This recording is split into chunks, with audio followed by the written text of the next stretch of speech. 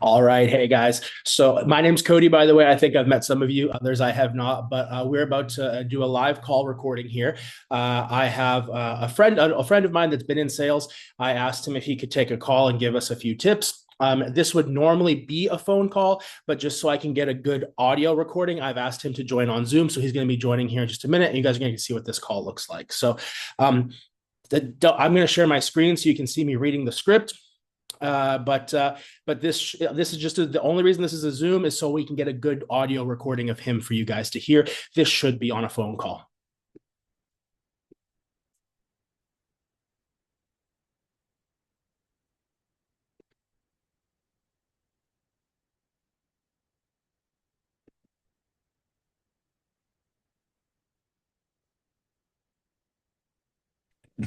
Hello, hello. Can you hear me?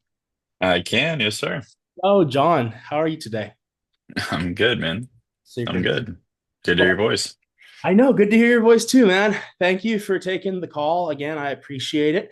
I'm doing a sales class. I'm helping teach a sales class out at West Virginia this semester, and part of their process is prospecting, part of their process is doing outreach calls and whatnot. So I sure appreciate it. And then I'm going to go ahead and start recording on this one just so they have the audio, if that's fine with you. Sure. Cool. And also, probably, I'm gonna ask you a few questions because one of their assignments, part of the assignment, is to just get some feedback from sales professionals or business professionals. So I am gonna ask you a couple questions and if you were in their shoes, some of those type of things. So I'll go through that with you here in just a second. But I really appreciate you taking the time again. So the like I was saying, the first part work involves connecting with actually, for their purposes, I'm going to run the call. Okay. Sure. Cool.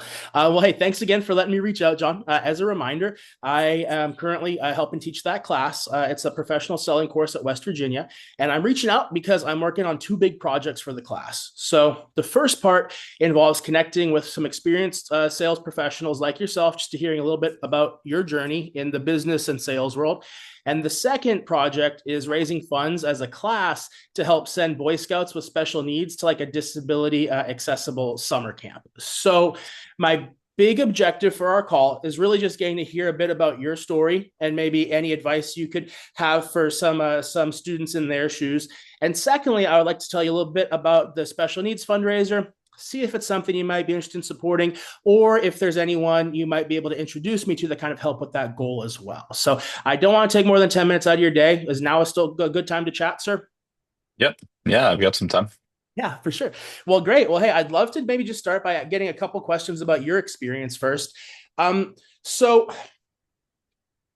maybe the first one I wanted to ask is kind of like what pulled you into sales originally, and then also maybe what are some early lessons you learned that are still paying off for you today?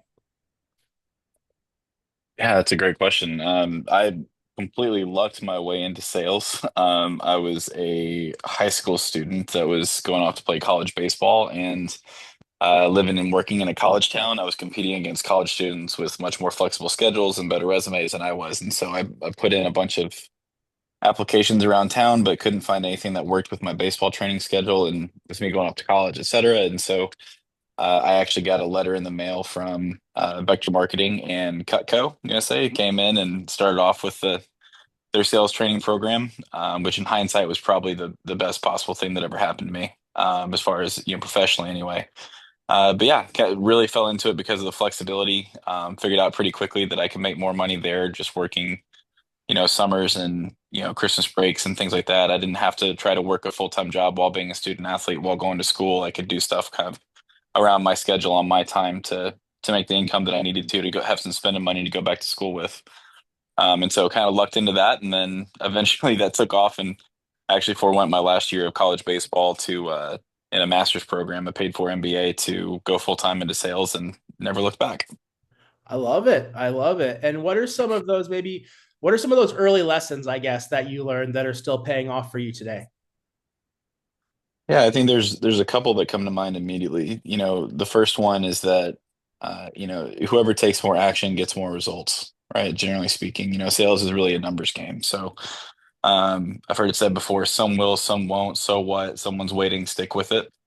And so just staying persistent and, consistent action. Another thing that I think really has benefited me long term is the realization that, a lot of times when people are making prospecting calls or doing outbound or cold calls or anything of that nature, it can be a grind at times. There's a lot of, when you're doing high volume, it's just a lot of repetitive activity, a lot of different people need to be on, within that, but it really just takes one call to potentially change your life, right? And just keep focused on that one thing. The other thing that I found is that, the reminder that my pipeline is not, I'm not going to feel the pain of my lack of action today. I'm going to feel that pain of my lack of action anywhere from, weeks to months later, right? And so it's really easy when putting in a lot of work, you've got a full pipeline and a full schedule and, a lot of things that are happening. It's really easy to take the natural inclination is to take our foot off the gas a little bit and just focus on the things that are in front of us there. But it's not the version of ourselves, tomorrow or next week or, next day or anything, et cetera, that's going to feel that. It's going to be the version of ourselves several days to weeks later whenever all of a sudden you're like, well, I don't have anything in my pipeline now. What's going on? And that's a direct result of that lack of action, previously. And so I think those are probably the two things that come to mind the most that have served me at a high level. The last piece that I would say for anybody that's getting into sales is if you want to have success, it's two things. One, being really obsessed with being a master of your craft, being really committed to, being a true professional, knowing your product and your product line inside and out. And then two, being extraordinarily customer focused. What can you do to make your customers' buying experience as awesome, as easy, as seamless, as painless, excuse me, as possible? And if you can create a really great buying experience for someone where they enjoy being around you and you go to bat for them over and over again, you're consistently making things about them and how can you better serve them? It's really easy to build a referral-based business, which is, don't have to rely on other marketing efforts. Your client, one client turns into two, turns into four, et cetera. Yeah. Yeah, no, I love that. Know the product and then stay customer focused. I think that's something I'm always trying to, well, I guess you've known me for a while too. But that's something we just know that if we can show up and serve, things usually are going to happen in a good way for us. And then so the showing up, I agree, and then the service. But I have another one for you, John. And this is like, let's say like when you think, and you may have kind of answered this already in your last one, but I was kind of like thinking back on some of the new hires you've seen come through, like who went on to become top performers. What made them different?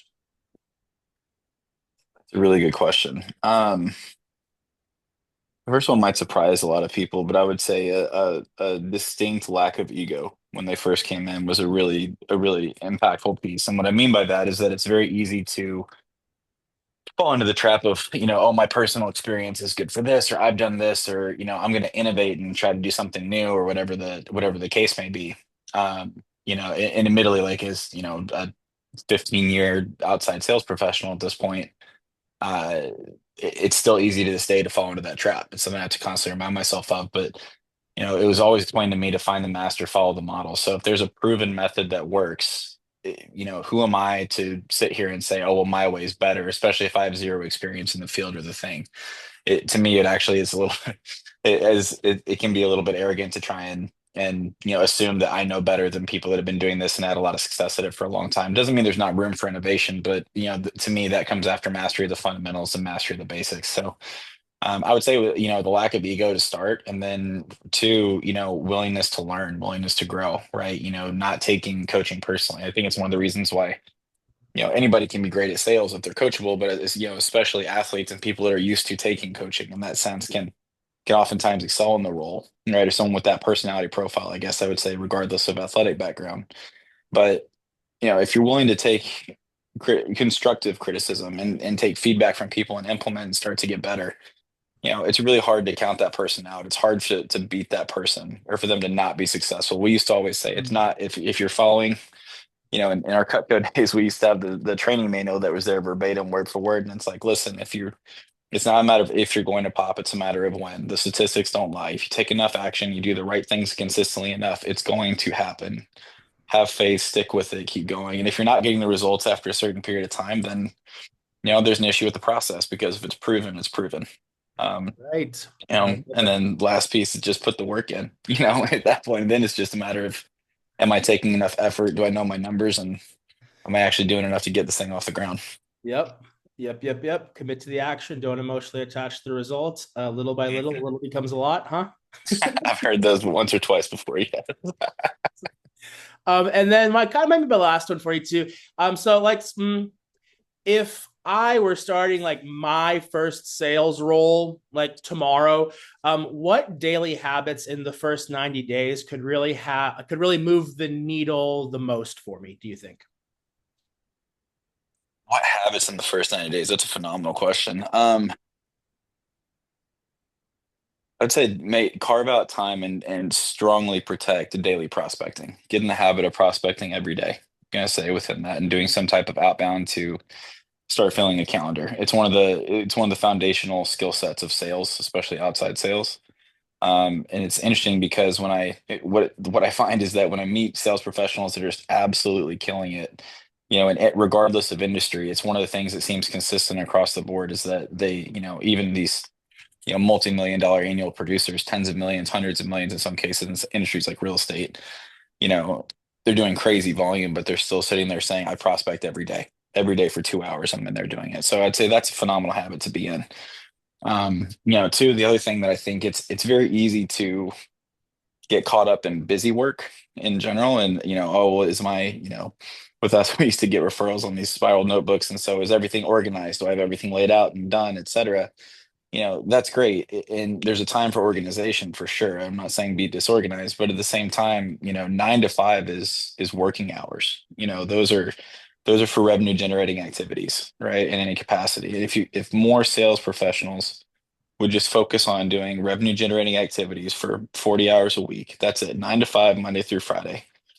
Can you get in that habit of just working like a job, regardless of if it's a commission only 1099 position, if it's a salary W-2, et cetera, whatever the case may be. I think that's one of the single biggest needle movers. And it's such a simple thing. If you think about your friends that are not in a salary position or not, excuse me, not in a commission-based position or don't have any influence over their income, they're expected to show up for 40 hours a week and do their job. And, that's the role they're hired to do. Maybe there's some bonuses based on performance, but that's what's expected of them. And I find in sales a lot of times because there is more flexibility, it's easy to not hold ourselves to the same standard.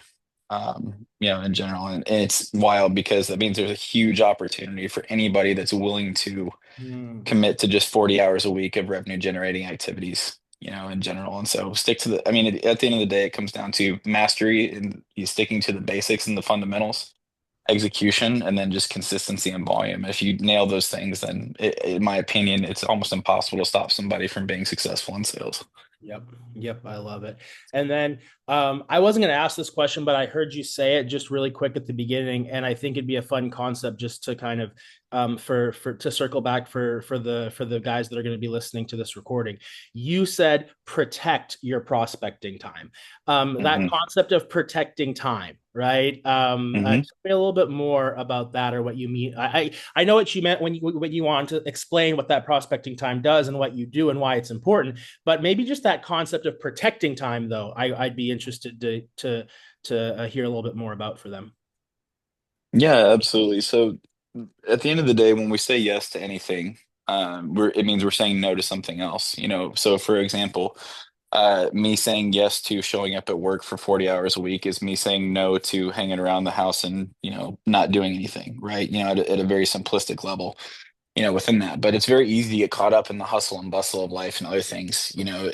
You come in the office, somebody has a question, a customer calls in, et cetera, different things are going on. And admittedly, there are times when it's a fire and you got to stop, drop everything and put it out in the moment. But those are much fewer and further between than we give ourselves credit for, in my opinion. So by protecting that, it's like, hey, this is the cornerstone. And when I coach clients, I've actually done some sales coaching on my own and mentoring in the Cutco world, and then on a private basis as well. But really, this is illustrated most simply through a concept that I call big rocks, small rocks, and sand, right? And so the idea being, it's told through a parable, which I'll get into here briefly. So the idea is that this college professor walks into a college classroom, puts this big glass jar on his desk, and says, this represents your life and your time, et cetera.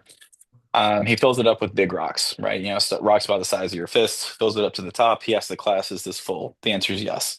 He then takes a jar of pebbles, pours those over the top, trickle all down and fill in all the gaps, etc. Question becomes, is this full? Again, the answer is yes. Does the same thing with some sand, fills it in over the top, on there. So that's the idea being that this jar is your life. Your big rocks are the 3 to 5 things of your life and your business that are moving the needle forward. So these are things that, the whole world could fall apart. Your dog could run off, death in the family, your girlfriend breaks up with you, your boyfriend breaks up with you, whatever. Like, just life is just completely going off the rails. But if I can at least commit to doing these things, then life is at least at a baseline of okay, in general, right? So for most people, that's going to involve something around the, health, wealth, and relationships are usually those three. And there's kind of an audible for, 1 to 2 others. Your small rocks in this scenario are the things that need to get done, but they're not super urgent. They don't have to happen at that time, So getting your dry cleaning, doing laundry, cleaning the house, etc. It's not going to kill you if it waits another day or two, but it doesn't have to be done every, Tuesday at 7 a.m. or, etc., whatever the scenario is. Than that. And then sand I always defined as the things that, didn't necessarily move your life or business forward. They were just kind of there. So like binge watching Netflix would fall in that category. If you're into video games, that would be something there. Going to your third cousin's, son's, nephew's, friend's birthday party, whatever the social thing is that's Right. there. All just kind of fills in there. So that's the PG version. The PG-13 version is he makes 2 beers or 2 Topo Chicos and cracks them and pours them over the top and says that no matter how busy, how full things are, there's always room for a beer with a friend Love on it. that one. But yeah. I love it, John. Well, thank you so much for that insight. I think any of them that hear that, if they just take one or two of those things, it'll go a long way for sure. And I really appreciate that. And as I mentioned earlier too, we are working on a small class initiative to support a cause we care about. That's helping raise money for something called the Trailblazers program. And it's an adaptive scouting, like Boy Scouts scouting program that serves multiple like dedicated special needs schools in and around the Pittsburgh area. And I'm curious, have you had any experience with friends or family members that maybe have special needs, or maybe have you know anyone that's been involved in the scouting community either? My little brother actually has Down syndrome. He is 27. I'm gonna say 27. Yes, 27. Currently. So yes, some direct family experience with him and his friend group. Cool. Well, his friend group is pretty great too. But I did know that, and I think the cool thing about the program, when we think about these folks, is that like with this program in particular, anyway, John, it's not just about them like I don't know doing crafts at summer camp or something, right? Like these experiences can like literally try to like help rewire how these kids are seeing themselves and like what is possible. So the Trailblazer program kind of teaches like character development, leadership through some scouting experiences that are especially adapted to meet each scout kind of where they are. So examples of that might be like handicap accessible zip lining, right? And challenge courses. Or maybe like adaptive archery training, right? And the idea there is kind of like, so yes, they have fun, but then they also kind of carry that like I can do this attitude back to their schools and to their families. And like, there's this one video like on their website of this lady, like she's literally saying like, my son went from saying I can't do that, like when he saw the zip line, he's like I can't do that on day one, to she's picking him up and he's literally asking, hey, what else can we do? Like, what else can I do while I'm here? And I just think about that, right? Like, I don't know, just think too, like there's kids who've always like had to rely on maybe like a wheelchair or mobility devices or just are not that mobile because of their disabilities that like oh and they're like literally flying through the air on a zip line, right? I just think that's cool, and that's why we really wanted to take on this project as a fundraiser. So the extra support staff and special equipment, John, that's required. It'll end up taking about $2,000 to send a scout to camp. And don't worry, I'm not about to ask you for $2,000 unless you want to. But our goal as a class is as a small group in our class, is to send at least one scout to camp this coming summer. So I was wondering if you'd be interested in maybe kicking in a few dollars for the cause. And whether it's 50 or 150 or 550, everything helps. Yeah, yeah, absolutely. I'd be happy to. Fantastic. And so I guess this is the part where I do ask you, would you be interested in making that tax deductible contribution to our fundraiser today? Yes, I would, my friend. Fantastic. Well, hey, no, thank you so much. It really does mean a lot.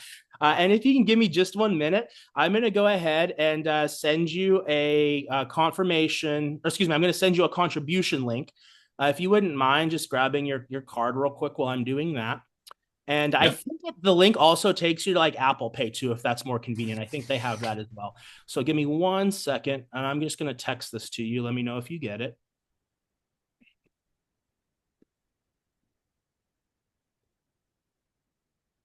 Nope, that's wrong.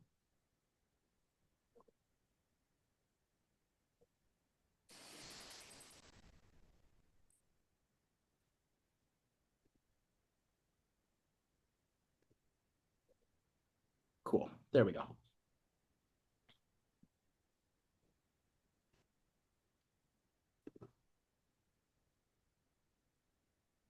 Can you let me know if you got that text and if the link opens for you? Scout Reach and Trail Blair Jamboree. Yep, that's it. Looks like you guys might have a Z missing in the in the It link does look there. like there's a Z missing. Yeah, God bless them. All good. I bet they're volunteers that make that website also. So Probably so. Probably so. Let me see here. Attribute your support to. yes, sir. If I was gonna say, if you could just tell me which of the amounts you're choosing, so I can write that down, and also could if you could look for my name in the drop down menu, please, so it gets credited properly. Um, my name might not pop up also, so if you wouldn't mind, maybe you could just send a screenshot of the confirmation screen so I can submit it to my professor for credit. Sure. Yeah, I'm not seeing your name on here, so I'll have to On the that. next screen, I think it's confirmation. You can just screenshot and send that to me. That'll be perfect. Okay. Yep.